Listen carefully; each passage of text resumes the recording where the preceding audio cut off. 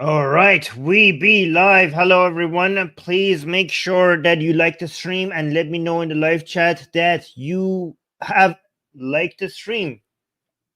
Let me know in the live chat, and also let me know if my audio is good. Actually, let me check myself. I think my audio is fine. All right, good. No, my audio is fine. Guys, I really need you guys to like the stream. It's very important. I have a lot of videos to go through. I have very limited time, but there's so much I need to show you today.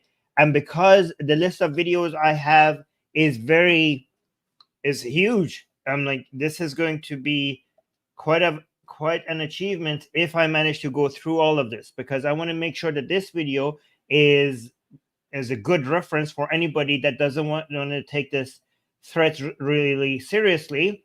I think by the end of this video, you will realize where we are at in the UK, especially because we're covering country by country. We're doing Canada, we're doing US, we're doing France. With the UK, this is going to be one of the most complete streams that I have to show the threat that we're dealing with Islamic wise in the UK. And okay, great. People are in the live chat. People are saying like. Thank you so much. Roy is here. D is here. D is saying like the stream. Yes, guys. Again, we need this channel to grow. We need our videos to be seen by more people. When you like the stream, YouTube will show this to more people, and more people will become aware of what's happening. So please do your part and like the stream. So let's just jump right into it. All right. So let me actually make sure I have my show notes ready so that I know which videos we're reviewing first. The first one is wow. I have the description for each one of these. Dolly saying this one is a Muslim in the UK saying that they will take over. So let's listen to it. So let's bring this up. Oh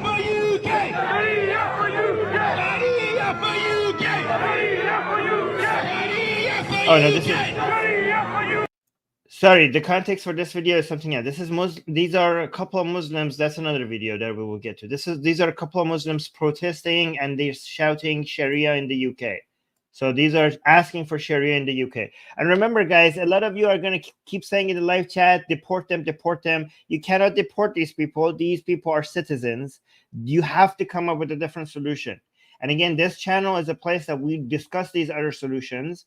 But you're stuck with this. You know, even if you stop immigration completely, you are stuck with this. You have to come to this channel because we've tried to find other ways to fight back against Islam. Because yes, immigration, they should stop immigration from Islamic countries. I agree. But even if they do that, you have a huge problem that is not going to go away with just stopping immigration. We can't just play the defensive game. We have to go on the offense, and this is the channel where we learn how to do that. So make sure you're subscribed, and also let me know if you have other solutions other than how to we just wishing these people go away. This is an ideological battle, and we need to go on the offense here. But let's watch this video all the way through.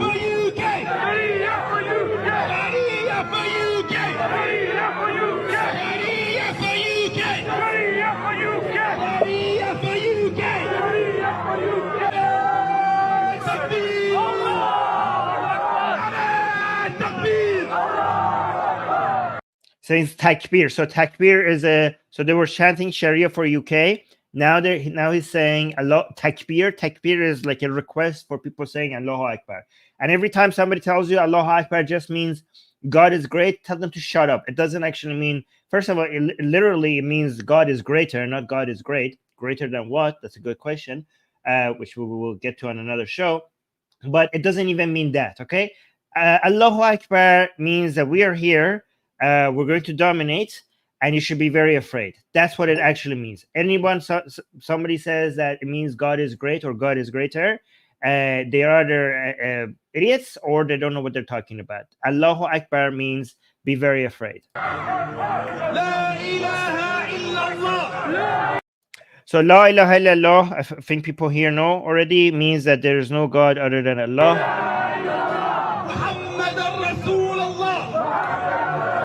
Muhammad Rasulullah, people, I hope people already know here, people who follow us, I think you guys mostly know. Muhammad Rasulullah means Muhammad is the messenger of Allah. The two together, La ilaha illallah and Muhammad Rasulullah, together they mean they are the if you testify that, you become a Muslim. As they call it in Persian, called the shahadat. In Arabic, I think they call it shahadatain. But if you do that, if you testify, that means you're a Muslim. These two phrases together. There is no God other than Allah, and Muhammad is his prophet. Look how look. Yeah, you're right. So SM is saying, look how proud. Look at his smile. Look how proud they are. This is a major achievement, right? Like when I was a child, to imagine Muslims will be able to be in the UK and having protests like this and announcing that Muhammad is the messenger of Allah in such a fashion was unimaginable, not just to me but to Muslims. That's what that smile represents. That smile represents something that Muslims themselves could not even predict that they would achieve one day. This is basically London is or the UK in general is considered the heart of what they knew at some point to be the capital of Western Empire, the British Empire, right? So the fact that they are there now and they get to say this, like the way that they're saying, they see this as the beginning of their rise and the beginning of your fall. That's how they're saying it, and that's what that smile represents. Yusuf in the live chat is saying, can't these guys just go live under the Taliban? Every time, guys, I want to make sure you guys understand, you're missing the entirety of the point. Every time you say, like, if these guys want Sharia, why don't they go live in an Islamic country? Before I explain to you why anybody who says that is missing the entirety of the point, I want you to, in the live chat, to think about this and answer me why that's missing the point. When you see these people are in the US or in Canada or in Western European countries or in Australia and they want Sharia law, you respond to them, well, go live in an Islamic country. They have Sharia over there. You're missing the entirety of the point. Tell me why. Tell me you know why. So let's watch the rest of this.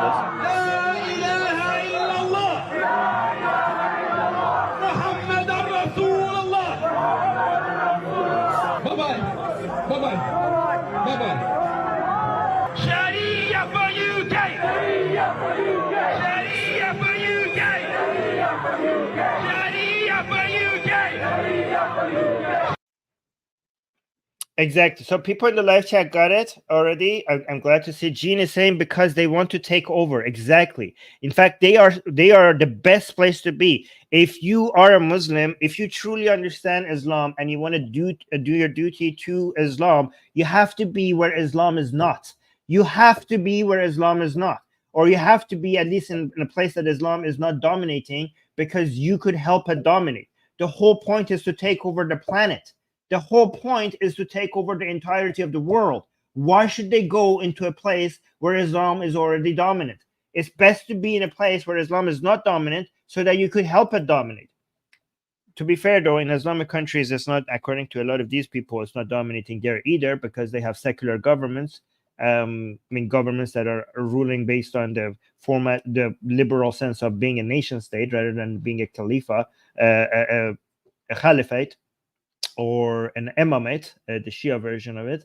So yeah, so those are, but again, the less Islamic the places, the better for you to go there and spread the Sharia over there. So Jean got it right, and also some other people. Blackstad is said it's about spreading Islam. Alice was also saying they want to spread Islam. Exactly. It's better for you to be in a place where Islam is not, so that you could bring Islam over there. Let's go to the next video. So actually, I should read the context of each one of these before I play them. This video is Palestinian supporters attacked vehicles in London. And look at these mother and daughter running away while they're noticing the things. They're sitting there and watching the protest. So you see the mother and daughter, they're sitting there and watching the protest with these people with the Palestinian flags. And they, as soon as they see things are about to escalate, the mother and daughter just run away.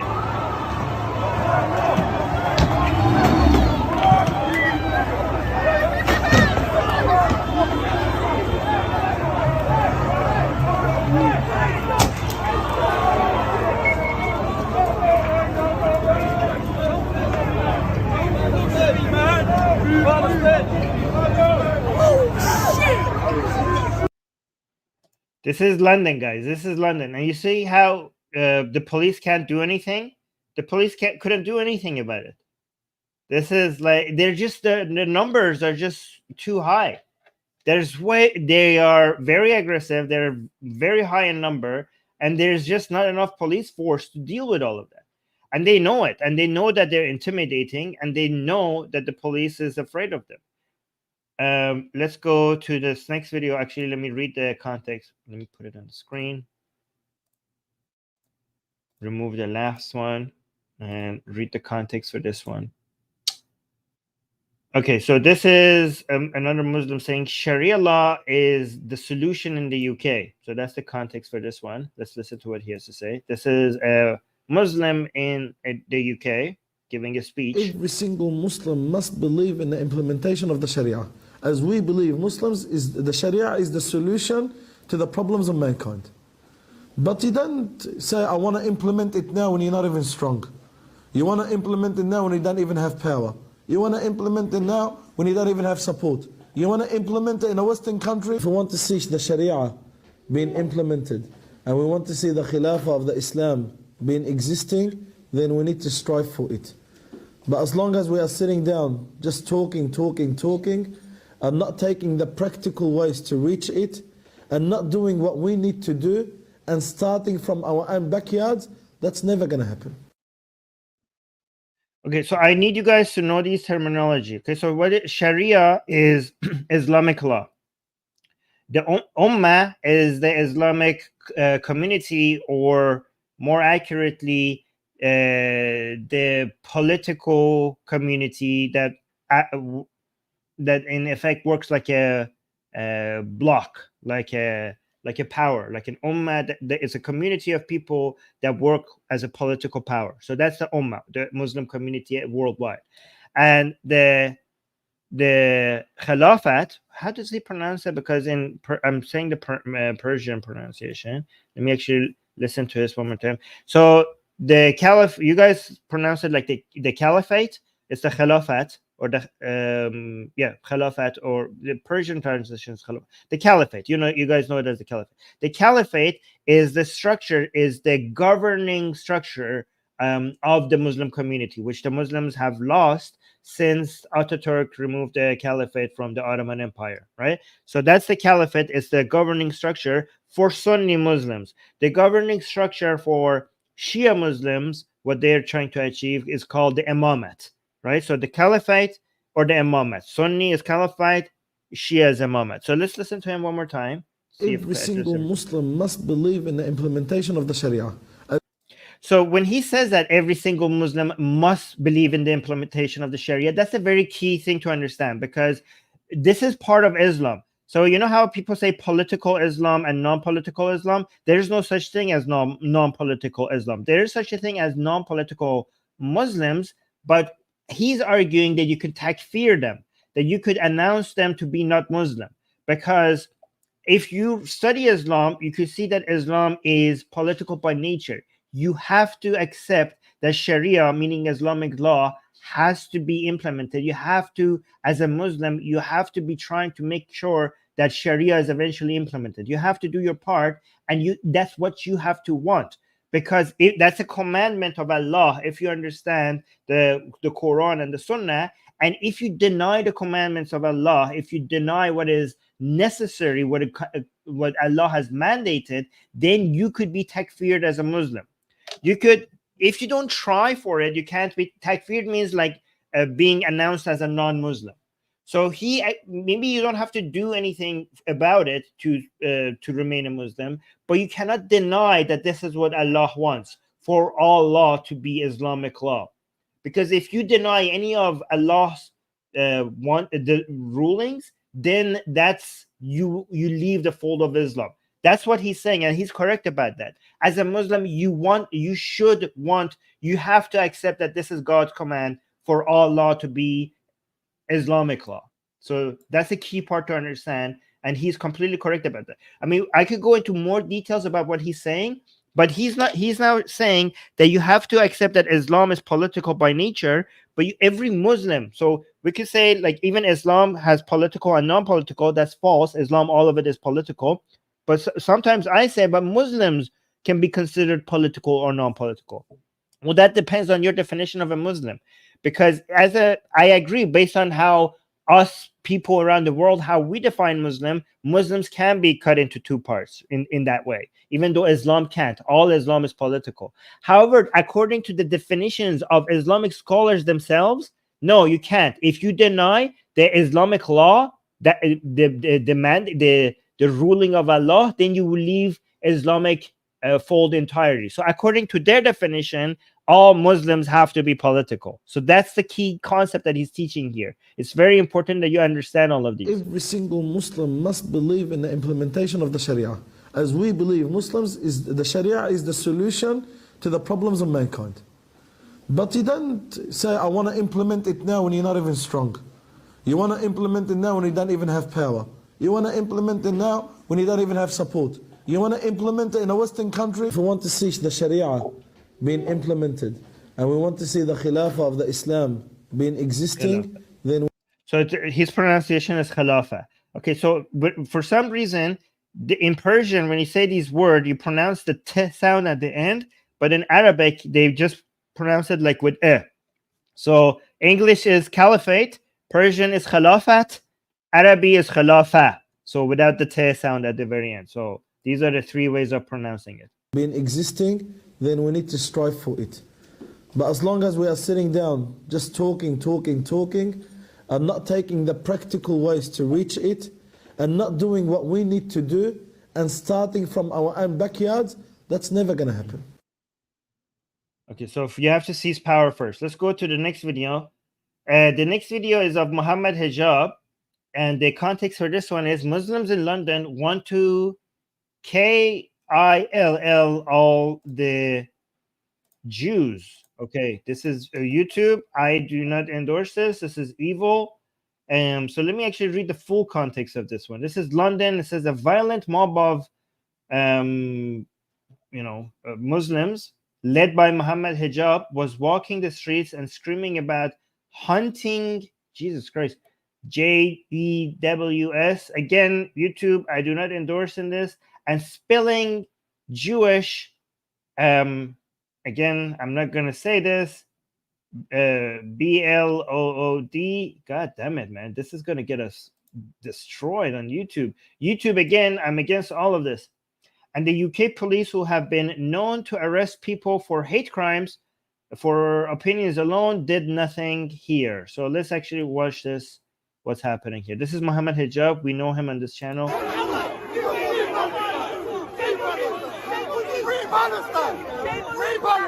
It was terrifying. The boys had to be rescued by the police as bottles and eggs rained down on them.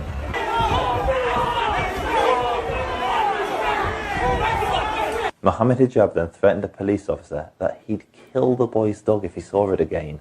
However, when those Zionists came in with their dogs, that was an act of provocation. So what we're saying now, and I'm making it very clear so everyone understands, if those dogs come close to us again, we will see it as an act of aggression, and we will kill those dogs. We'll put them down. Hijab and Dawa then led the crowd to Speaker's Corner, and as the mob marched through London streets, screaming, "We'll find some Jews, we want their blood," the police did nothing.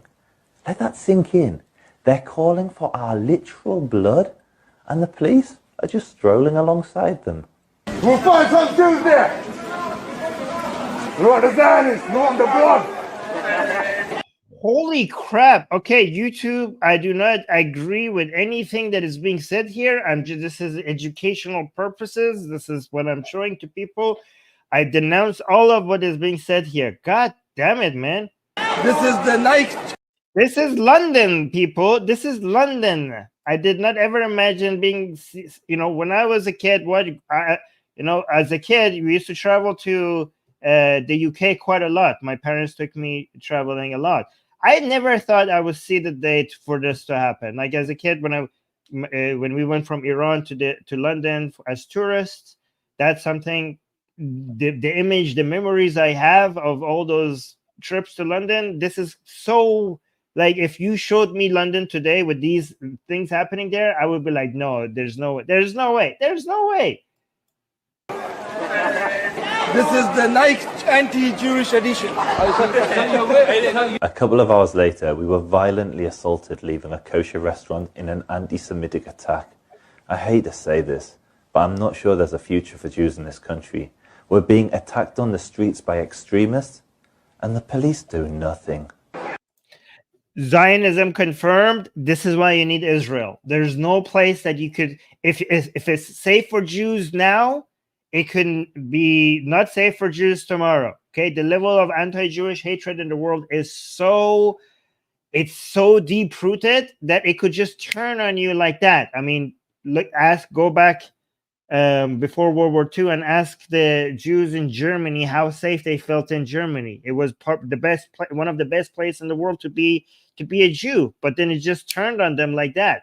This is why every time these people come into the streets and they're like, we're looking for Jews and blah, blah, blah, they're basically confirming Zionism. This is why you need a country where Jewish people could always go to and feel safe there. They're holding the flag of Palestine, but what they're doing is they're confirming Zionism. The difference between us and them is that for them, they think life begins. For us, we believe that death begins.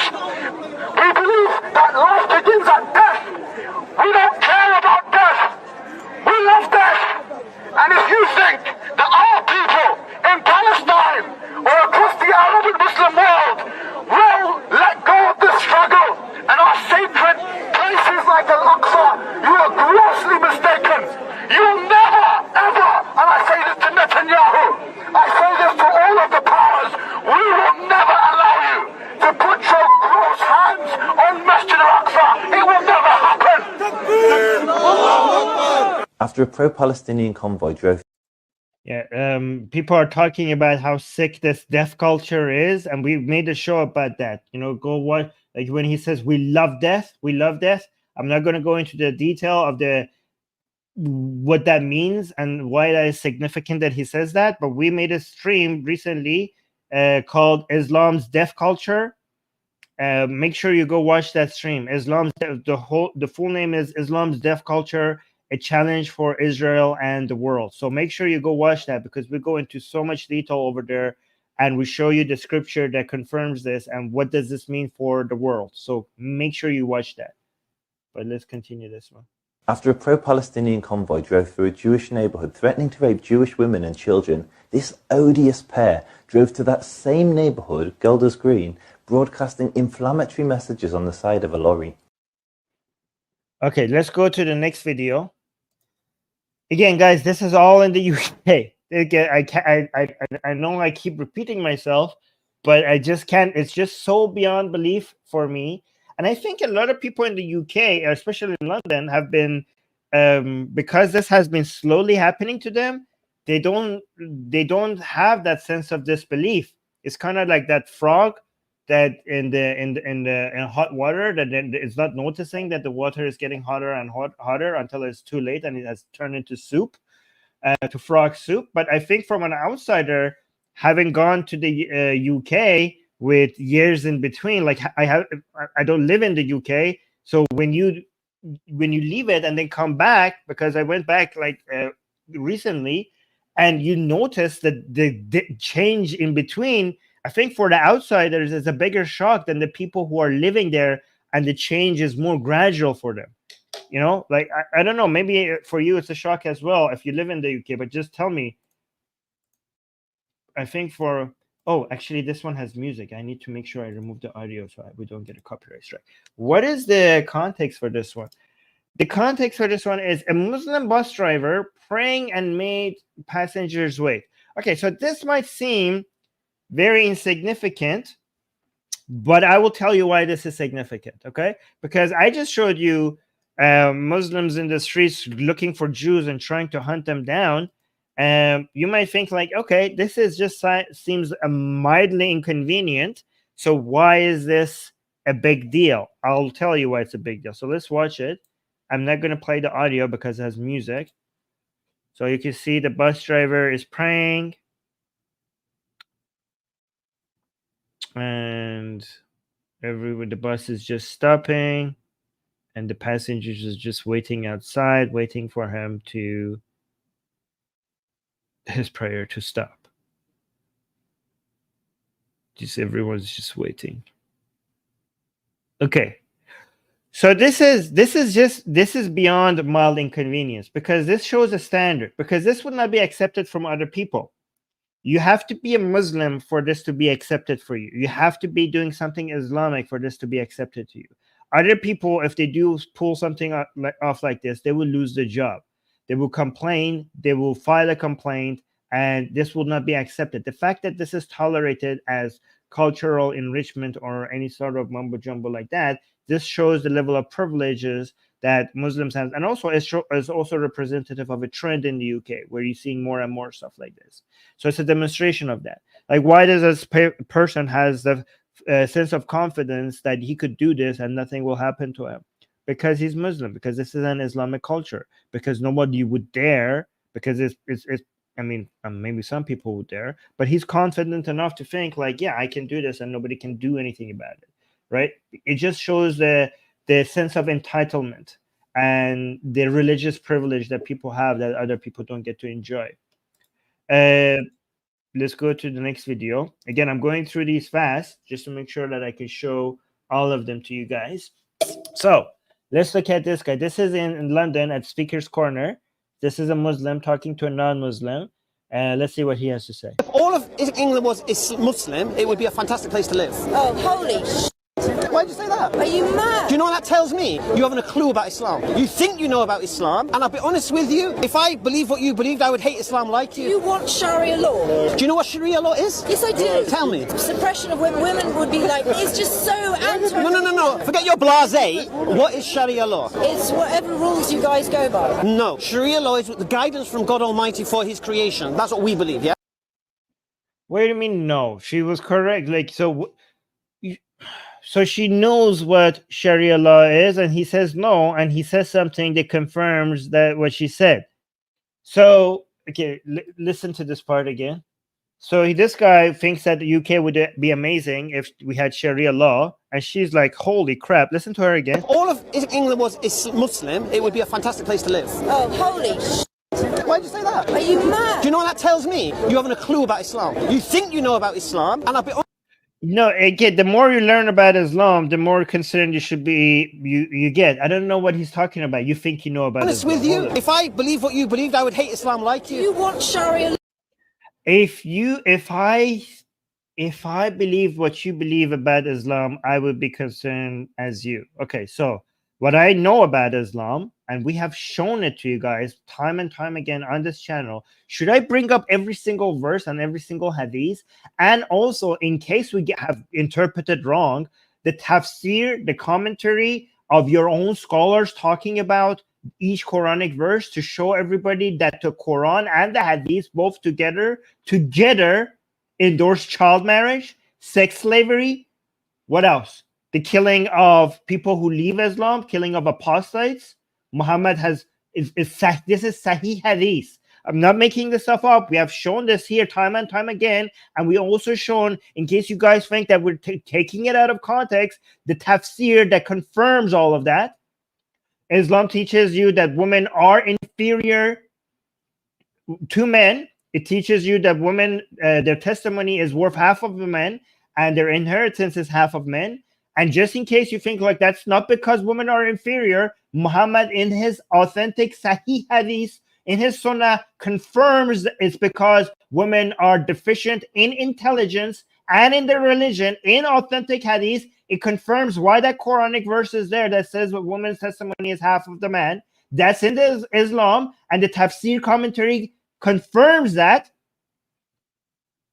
Islam teaches you to kill people who attacked Islam, not just with weapons, but with words. Like, I'm supposed to be crucified according to Islam, crucified according to the Quran itself. Again, not just my interpretation, the interpretation of every single one of your Sunni and Shia scholars of the Quranic verse. I've shown the tafsir here on this channel.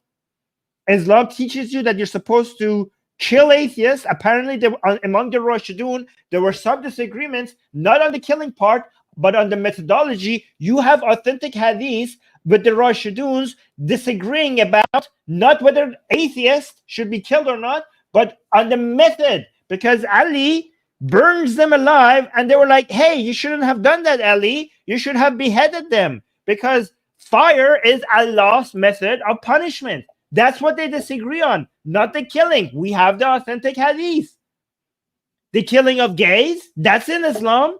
We know about this. This is all in Islam. The humiliation of Christians and Jews and the killing of everyone else, all of this in Islam. Like, the fact that you have, why do I say child marriage? It's child R-A-P-E. Okay? Child R-A-P. The fact that Islam has sex slavery, child R-A-P-E, and killing of dogs. These are the things that, you know, and I know a lot of people don't care about us apostates or atheists. I'm an atheist. I'm supposed to be killed in Islam. But people love dogs. People love their dogs. Islam teaches you, especially if your dog is black, Muhammad hated dogs, especially black dogs. Okay? People love children. In this day and age, it's hard to find people who are pro-child RAPE. Islam is pro-child RAPE. This is in Islam. It teaches you that. We have shown, again, if you think this is not in Islam, please make sure you're subscribed to this channel, because we go beyond just showing the verses. We actually show that the interpretation that we are telling you is the correct one, according to every single Islamic scholar out there. There's no free speech in Islam. There's no secularism in Islam. There's no equality of rights between men and women in Islam. There's no protection for children against sexual abuse in Islam. Animal rights. Muhammad wanted to kill dogs. He hated dogs. All of these values that are Western values that has made your countries great, Sharia law is against. We're like, oh, if you're against Islam, you must not understand Sharia law. You must not understand Islam. No, sir. We hate Islam because we have studied Islam. Do you know what Sharia law is? Yes, I do. Tell me. Suppression of women. Women would be like, it's just so anti. No. Forget your blasé. What is Sharia law? So he thinks that he has a gotcha. Like, oh, if you say I'm against Sharia law, I'm going to show people that they don't even know what they're talking about. What is Sharia law? Tell me. So she said, it's whatever rules you guys go by. So it's whatever rules you guys go by. Pretty accurate. Muslims want to go by Islamic law. So whatever rules you guys go by, that's Sharia law. Okay? No. Sharia law is... He said, no. Sharia law is... the guidance from God Almighty for his creation. The guidance of God Almighty for his creation, which you think you are. So that's the law that you go by. So why do you say no? She was accurate. So you think God gave you a law that you're supposed to go by. That means you go by God's law. According to you, that means those are the law that you go by. So she was correct. You wanted to do a gut you, and she answered correctly, but you went and pretended like you did a gut you anyways. No. Forget your blasé. What is Sharia law? It's whatever rules you guys go by. No. Sharia law is the guidance from God Almighty for his creation. That's what we believe, yeah? Okay. We got a super chat. Thank you so much, Donna. Am I pronouncing your name right? Donna. I'm going to call you. Donna means knowledgeable in Persian. So Donna is saying, I believe this is the rhetoric that will end the rise of Islam in the West. It will be difficult, but they are outnumbered. I think this is the rhetoric. Which rhetoric? I believe this channel's rhetoric is the one that will end the rise of Islam. I hope so. Guys, this is the best endorsement of this channel I've ever seen. Subscribe to this channel, okay? What we're saying here will end the rise of Islam in the West. Promote this channel. We're doing a very good job here. Thank you so much for the super chat, Dan. Somebody in the live chat is asking me, hey, Armin brother, can you tell us your background? I am agnostic. Call me atheist too? ? I'm okay with that. Yeah, if you don't believe in God, you're an atheist. It doesn't matter if you are making a positive claim that there is no God, as long as you don't believe in it. If you're an agnostic, you're an agnostic atheist. Okay, so yes, you are an atheist as well. My background, I don't know what you mean by that. I am Iranian Canadian ex-Muslim, Zionist, liberal, capitalist, secular activist. That's my background. Okay, so ex-Muslim, Iranian Canadian, Zionist, capitalist, liberal, secular activist. How about that? That's my background. Let's go to this guy. Let's see what the context for this one is. Oh yeah, and I'm a mufti, and an imam, and an ayatollah, and a mujtahid. Okay, what's the context for this video?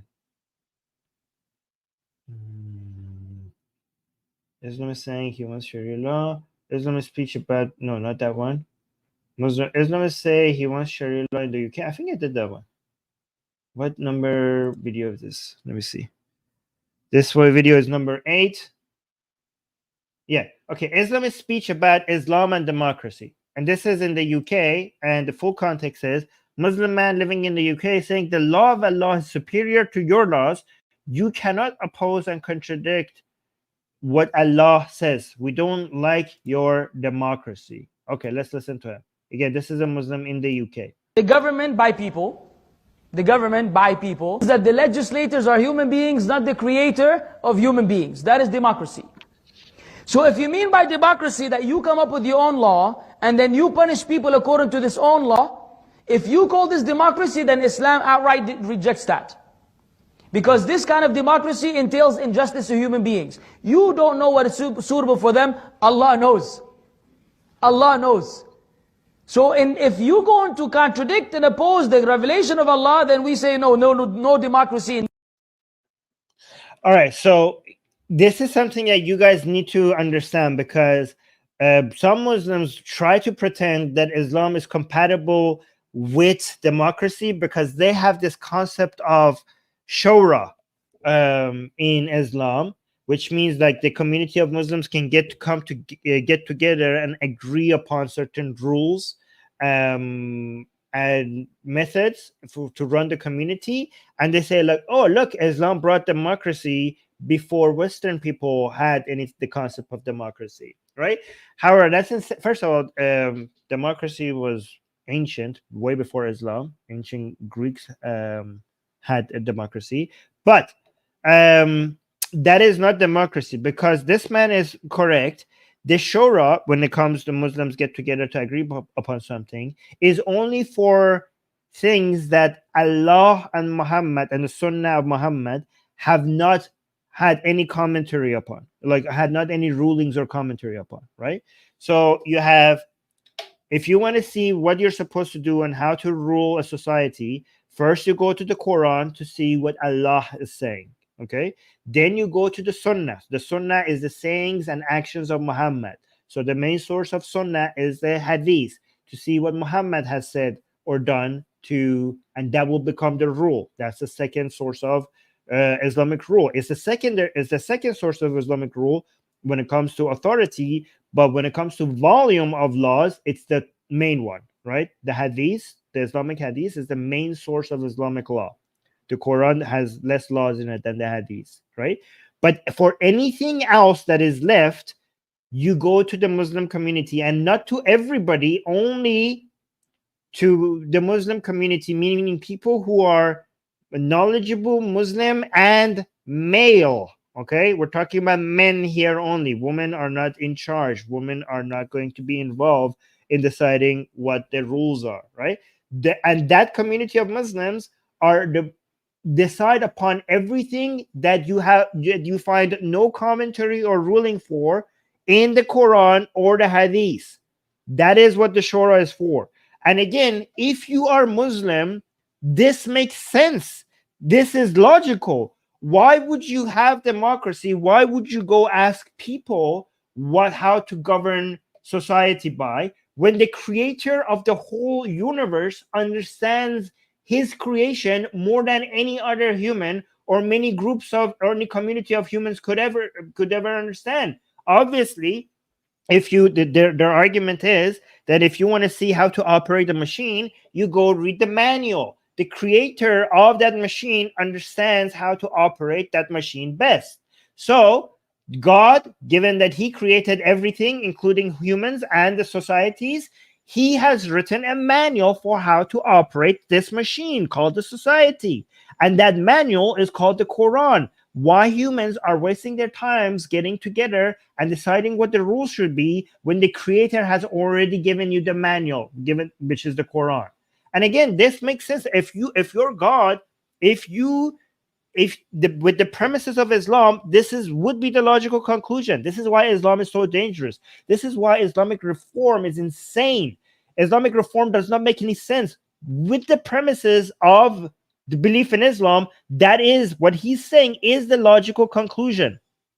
And if anybody else wants to talk to you about Shura and everything nonsensical like that, remind them that I know, look them in the eyes and tell them, hey, you're trying to fool me. I know enough about Islam to know that Shura is only for the things that there's no ruling in the Quran or Hadith for. And trust me, in the Hadith and the Quran, there's ruling for almost anything that you can imagine. So it covers a lot. It doesn't leave much for the Shura to come up there's not much territory left for the Shura, right? But again, these are the logical conclusions of the insanity of the premise. Like we have some insane premises called faith and revelation. With that premises, if you apply solid logic to it, you come up with some insane conclusions, such as democracy doesn't work, such as the claims that this man is making here.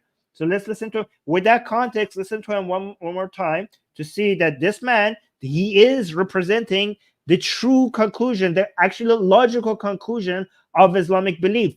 And when I say Islamic reform is impossible, is because to have Islamic reform, you have to be illogical. You have to take the premises of Islam and come to illogical conclusions. When these people have logic on their side, that means the political or radical forms of Islam are the actual logical conclusions of Islam. And that's why we will always lose if we're trying to reform Islam. Do not try to reform Islam. Try to eradicate Islam. Do not try to reform Islam. Try to eradicate Islam. That's what you should be trying to doing. That's the only war that we should be fighting. Let's continue. Let's listen to this man with all of that context. The government by people. The government by people. That the legislators are human beings, not the creator of human beings. That is democracy. So if you mean by democracy that you come up with your own law and then you punish people according to this own law, if you call this democracy, then Islam outright rejects that. Because this kind of democracy entails injustice to human beings. You don't know what is suitable for them. Allah knows. Allah knows. So if you're going to contradict and oppose the revelation of Allah, then we say no democracy. So somebody in the lecture is saying, how come these people are not being deported? They are citizens. How are you going to deport a citizen? I know you guys want a quick fix. There is no quick fix for this. I know people, you have to come up with a fix that is more complicated and more strategic. This is what we're trying to do on this channel. I know you guys, sometimes it's hard to come up with complicated strategies, and it's easy to just jump on a strategy that just seems like it's a quick fix for such a complicated problem. We have to, because it requires work. There is no way for you to be able to change the constitution of the UK to a point that you could deport people who are citizens of the UK. You're not going to win that battle. You might wish that you could win that battle. You're not going to win that battle. That is not going to happen. And that means for you that you actually have to, instead of asking governments to do something for you, you actually have to take part in this battle against Islam. That means hard work. That means that you have to learn about Islam.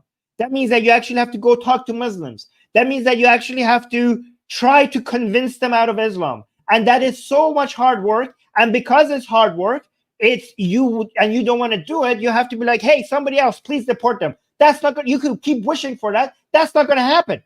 They're not going to deport a UK citizen out of the UK. You could dream about that. You could wish about that. But if you're waiting for that, you're going to be waiting for your demise. You have to actually, instead of asking the government to do something for you, you actually have to take part in this battle.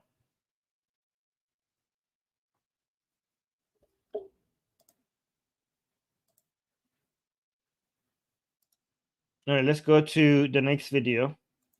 Again, and I think this channel is a good place for you guys to become equipped with the weaponry that you need to fight. And by weaponry, YouTube, I'm not mean actual weapons. I mean the logic, the arguments, the narratives that you need to go into battle. You actually have to do the work, and this is a good training ground for this battle, this channel. So make sure you support this channel by liking the stream, by coming here and introducing this channel to as many people as possible. I see there are 650 people watching. That's amazing. But 270 of you are watching us on Twitter. Make sure you come to Atheist Republic channel on YouTube and subscribe to us over there. Okay, so you're on Twitter's Atheist Republic's Twitter account. I need you to come on Atheist Republic's YouTube account and subscribe to us there. This is where we need to grow. So here's another signs of things changing in the UK. And this is insane. This is insane. Oh, I see we're getting a couple of super chats. I will read the super chats after I show this to you. But again, this is might seem like something minor, but it's just a reflective of a bigger trend. Watch this. We're here at St John's Church, Stoke-on-Trent. This is the church that's been purchased up and it's being converted into a mosque. You can see there the last headstone standing. It's 150 years old. It's the very last one. You can see just over there, side of the building, piles of the headstones. But what really upsets me when I come here is this. This is a tomb, still standing, not for long. I'll bring you here. So we've got here a date. I'll just zoom in there. 1790. 1790, before the Napoleonic Wars. And if we come down here, you've got 1813, I think. 1815.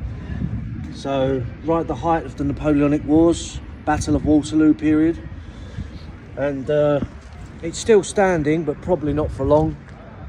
We've held a day of action in the town. We're running a petition. We're going to hand that in this week. We've got 50,000 signatures so far. We're going to hand it into Stoke-on-Trent Council. You can see there the big pile of headstones. They've hidden them around the side there, so you can't see it from the main road. This is before the Napoleonic Wars. This is 1719. This should be a World Heritage. They're turning this church into a mosque, and it gets worse. That side of the building. If you can, please sign our petition. We're going to be handing it in this week. It's absolutely disgusting what they've done here. This is English history, English heritage going back centuries, and they've just obliterated it. If I just walk over here, look. So you've got all of these here. 1842, 1830 something, aged 99 years. That's a good age for back then in the Victorian era. Another one here. So this is part of the car park already, look. This all used to be graves. This all used to be people buried here. There's only one remaining just here. You can see here 1799. Right there, 1799. This is the historic church building. They're converting it into a mosque as we speak. Britain First is campaigning here. We've got a brilliant response in the town centre. Please sign our petition if you can. We're going to be handing it in this week. So when I saw this video, I went and find the link to the petition to send to you guys, because this is part of the heritage. These are really old stuff that is this building should be. I don't understand how UK laws work, but I thought a building this old with tombstones this old would be a World Heritage site that nobody would be able to destroy. And I had the link to the petition prepared to share it to you guys, but when I went to look for this, I saw it's too late. These tombstones that he was showed, they're all ripped apart. I will show you some pictures. But again, can somebody explain this to me? I went and looked at this up. So a World Heritage sites are landmarks and areas with legal protection by an international convention administered by UNESCO for having cultural, historical, or scientific significance. The sites are judged to contain cultural and natural heritage around the world considered to be outstanding value to humanity. I would think like tombstones and gravestones that are before the Napoleonic Wars would be part of that. So how did they manage to turn this church into a mosque and come destroy all of that. And again, he was showing that some of them were still remaining, but I went and looked this up, and apparently, look, all of that is removed. So this is that was from, I think that video was from last year, but this pictures that I found now that people went and got is from this year, and you can see it's all. And here's another picture. See, all those tombstones on the corner. They wiped them all off. All of those tombstones that were this old. See, the bodies are still under that ground, but the tombstones have been removed because they're turning this church into a mosque. How is that legal? Isn't that like? Can somebody tell me how classifying things as, you know, heritage, a World Heritage site work in the UK, and how is that? How is this allowed? I don't understand how this was allowed.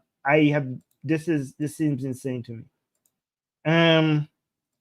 Let's go. Oh, yeah, actually, let me address this. Let me put this on the screen. But before I do, I want to address some super chats, and then some people talking about the Reform Party in the UK. I will respond to that as well. Angie saying UK should go out and say that democracy will not change in the government, and to take out of the law what threatens democracy. UK should go out and say that democracy will not change in this government, and to take, yeah, sure. But they're just saying that is not enough. They actually have to put some more actions behind. Like there's enough people just saying things. There's not enough people doing things. But thank you so much, Angie. But you guys, again, guys, we should ask our governments to take action against the spread of Islam in our countries. However, that is only part of the solution. Don't just ask, do. Don't just ask, do. And by do, I'm not talking about anything physical. I'm talking about just using your speech, using your rights to say things, to advertise, to promote, to learn about this toxic ideology, and to inform more people against it, including the Muslims themselves. A lot of you might think that, oh, these people are too far gone, and it's hopeless to try to convince Muslims out of Islam. It's not hopeless. Look, the ex-Muslim movement is growing faster than ever. So talk to Muslims and trying to teach them about their own religion. Gigi Ryder, thank you so much for the super chat, saying Armin is doing great service by pointing out that the duty is to be where Islam doesn't rule. In Dar al-Harb, land of war, change to Dar al-Islam. Yes, so Islamic mindset, Islamic teaching cuts the world in two parts. Dar al-Harb means house of war, and Dar al-Islam means the house of Islam. So anywhere that is not Islamic is a place of war, because you have to wage war against it until it becomes Islamic. So thank you so much for that super chat. So, okay, I completely disagree with this. Somebody saying Islam needs to stay in the Middle East. Why would you want this? Why would you wish this upon people? Islam does not belong to this planet. Okay? Why Islam should be removed from the entirety of this planet, not from Western countries, from everywhere. And the Middle East, and if you want to defend yourself against Islam, you cannot just defend yourself against Islam in Western countries. You have to go on the offensive where Islam is coming from. So you shouldn't just be working on eradicating Islam in Western countries. You should be going on the office and attempting to help us eradicate Islam everywhere, including the Middle East. Islam in the Middle East is a curse upon Israel and Iran, and also Muslims living in Islamic countries. You're not going to be safe if Islam has a base where it could operate from. You have to. A good defense is a great offense. So there's that. And also, Tonya is saying, from Britain, vote Reform UK. Yes, I think so too. Again, well, actually, I'm not going to tell you who to vote for, but I would, if I was a UK citizen, I would probably vote for reform. Again, I'm not telling anybody what to do. However, please make sure that you understand that that's not going to solve everything. That's not going to solve everything.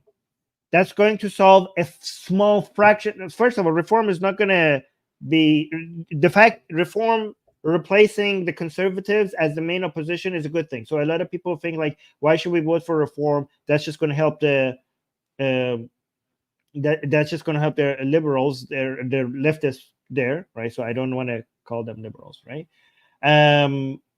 But yeah, but the Conservative Party in the UK has shown to be such a useless opposition that you need a better opposition. So the Reform Party is the better one. Is even if they're not going to be in power, it's good that they are replacing the Conservatives, right? What is the latest seats? The predictions. Can somebody tell me? I think like the Conservatives are. The last time I saw the Labour Party is going to be winning heavily. They're going to have most of the seats. Again, the fact that the Labour Party is so popular shows that we are so behind what we're supposed to do in the UK. Like you can see that the UK got Brexit from the EU because the EU was too leftist, but now you see that the EU is going right, and UK is now voting for Labour. So like, what was the point of Brexit? You removed yourself from an institution that is now becoming more right-leaning, and the UK itself is voting more, making Labour the most powerful party. Again, but I know in the UK, a lot of people say that a vote for reform is vote for the Labourers. A vote for reform is vote for Labour, because the Conservative Party is not going to is going to be weaker if you split the vote between them. But now, given that reform is now more popular than Conservative, then it's now the other way around. A vote for Conservatives is a vote for Labour. Now, given that reform is the main opposition party to Labour, you should just forget about voting for Conservative and focus your anti-Labour vote on reform, so that this opposition to Labour becomes stronger and stronger. But again, this means that we're so far behind where we need to be if Labour is the most popular political party in the UK. Like, it's not just the Muslims that we have to work on; it's the people, as the non-Muslims as well. And again, guys, you have to understand that it's not about Muslims completely taking over, because a lot of people exaggerate what's happening, and by exaggeration, they dismiss how big of a problem this amount of takeover is, right? So when you think that Muslims are going to be the majority in the UK and they're going to establish a caliphate in the UK, if that doesn't happen, which that's not going to happen, but because that's not going to happen, a lot of people are going to dismiss the actual devastating thing that is happening. There is a devastating thing that is happening, and it's not Muslims becoming the majority in the UK. It's not the establishment of a caliphate in the UK. And when you tell people that that's what's going to happen, people are going to think that you're a loony idiot, and they're going to dismiss all the other horrible things that are happening. Do you understand that, like, in a country, 8% having 8% Muslim, and that 8% Muslim having a mindset that that women are inferior to men, that LGBT, that we have to kill gay people, that we have to cut off the hands of thieves, that we have to stone idolaters to death, that if you leave Islam, your punishment should be death. That if you have all of these, that they're anti-democracy, they're anti-free speech, if that population goes from 8% to 10%, and that 10% becomes more and more Islamic, do you understand how devastating, how big of a cost that is to your politics and the way of life? I mean, anybody who understands how politics and coalitions between different parties work and how voting works, they understand that 1% can make a difference between what laws are going to be for decades to come.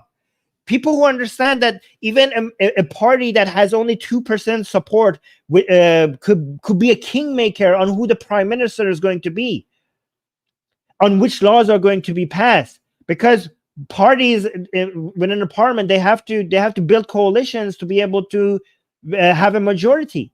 So these percentages matter. With only 8%, they could change your way of life completely. They don't have to have a Muslim majority or completely take over the UK or establish a caliphate to slowly erode your way of life, to slowly take away your free speech. I mean, even right now in the UK, they're arresting people for tweeting or liking tweets. The police come at your door for having the wrong opinion. Imagine if Muslims have more and more influence in your politics. Do you understand that your free speech and your secularism and your rights are all being challenged and threatened without the necessity of Muslims being a majority or them establishing a caliphate? The fact that they're this politically active is enough. The fact that they can go from 8% to 10% and even make that 8% that they already have a lot more political active and a lot more political and a lot more Islamic, that is already a threat. The threat is already here. You don't have to wait for a caliphate. It's already there. Now you have to fight back against it. Do you understand what I'm saying? Don't exaggerate. Don't say something that is not going to happen, because you're going to be dismissed as a loony if you do that.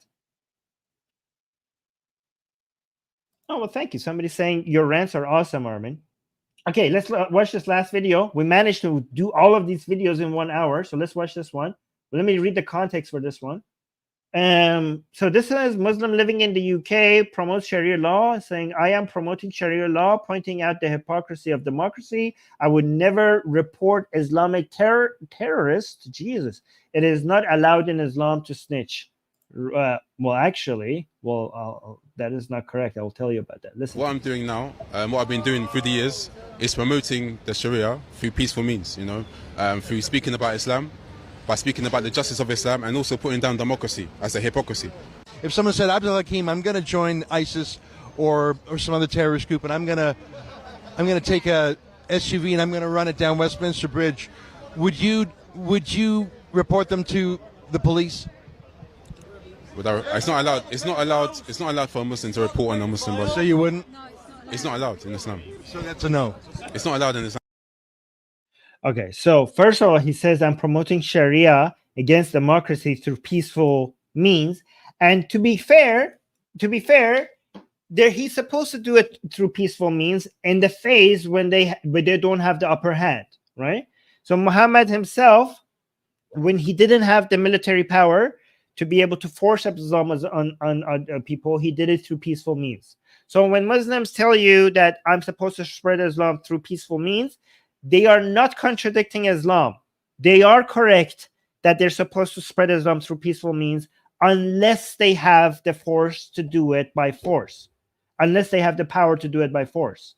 So if they say, I have been taught by Islam to spread the Sharia law through peaceful means, don't tell them like, oh, no, you don't understand Islam. Islam teaches you to force Islam upon people. During this phase, when they don't have the power to force it upon you, he's correct. He's supposed to do it through peaceful means, like Muhammad did. It was only after, so the Meccan phase of Muhammad, when he didn't have power, he was peaceful. When he had the military power, which is the Madani phase, that's when he used force to force Islam upon people. So you're supposed to force Islam upon people in Islamic countries. And here, if you're the minority, you could be peaceful, right? However, if you're living in another country, you could be peaceful. But if you're an agent of an Islamic country in a non-Islamic country, because this is Dar al-Harb, this is the house of war, then you could be non-peaceful. You could be as this man is saying, a terrorist. Again, YouTube, I'm not endorsing any of these things. I'm just explaining these people's teaching. And he says, I'm going to do my way is through peaceful means, but if somebody is doing violence upon you, then I'm not going to snitch on him because you're not supposed to snitch. Well, technically, you are supposed to snitch, but not on fellow Muslims. The full context is that I'm not supposed to snitch on this terrorist trying to take out other UK citizens because he's a fellow Muslim brother. But if it was an ex-Muslim, for example, if I was a Muslim living in this Muslim community and I was leaving Islam, then he is supposed to snitch. He is supposed to tell. He's supposed to expose me. Or if I'm like, for example, if I was gay, and he found out that I was gay, then yeah, he's supposed to snitch. But he's not supposed to snitch on his fellow Muslims who are trying to do terrorist activities. So amazing how he says I'm supposed to do spread Sharia through peaceful ways, but at the same time, if somebody is trying to commit violence upon the rest of you, I'm not going to report him to the police because he's my fellow Muslim brother. Which is quite telling. We got another super chat. Thank you so much, Angie, saying make anything that threatens democracy illegal, please. You can't do that because that is basically you losing them. You would lose democracy. That would be against democracy. Make again, it's you have to do the hard work. You cannot just legislate your way out of this problem. These are the quick fixes. You know, a lot of you are anti-left-leaning people, but this is how left-leaning people, many left-leaning people think. Instead of doing the work, they want daddy government to come fix everything for them. You're not going to be able to legislate your way out of this toxic virus of Islam. You have to do the hard work. You say make anything that threatens democracy illegal. What Islam threatens democracy? Can you make certain ideas illegal? If you think you can, that is also anti-democratic. That is also against democracy. If you think that I could legislate my way by having thought policing people, instead of trying to make everything that you don't like illegal, go to battle. You have to go to battle instead of asking daddy government. I mean, I'm not saying the government has no responsibility. The government has to stop immigration from Islamic country. The government has to, for example, within the education system, equip the children with the tools to be able to, for them to detect the bullshit that is Islam. That's the government's job. But the rest is your job. Just like a government has responsibility, the citizens also have responsibility. You have the right to keep asking your government to do things, but also ask yourself, what can I do? What can I do? You have to go to battle instead of just asking the government to make everything that you don't like illegal. Okay. Okay. Thank you, everyone. Like the stream, share the stream. Subscribe to YouTube, subscribe to our YouTube channel, subscribe to Atheist Republic on YouTube, hit the bell notification. After this show is over, leave a comment, do all the things, recommend the Atheist Republic YouTube channel to your friends and your enemies and your dog and your cat and your dead grandmother, everybody, anyone, anything, the ghost in the attic, anything, anybody that you can recommend this channel to, okay? Call your members of parliament and tell them to subscribe to Atheist Republic. Anything, okay? Everybody, tell everybody to come and subscribe to Atheist Republic so that this channel grows. Please do it. Thank you so much. We need more people to watch our shows. Until next show, I'm going to go get ready for my Persian show. So for people who don't know, I also have a Persian channel, which I do live streams for people mostly in Iran. If you speak Persian, come to our Persian channel, which I have a show on in a couple of hours. In Persian, it's called Jamhuriya Bi Khodayan. So come subscribe there too if you speak Persian. I'm going to go get ready for that. Until next show, thank you for being here. Thank you for liking. Shame on you if you have not liked the stream. Until next show, bye. Mwah.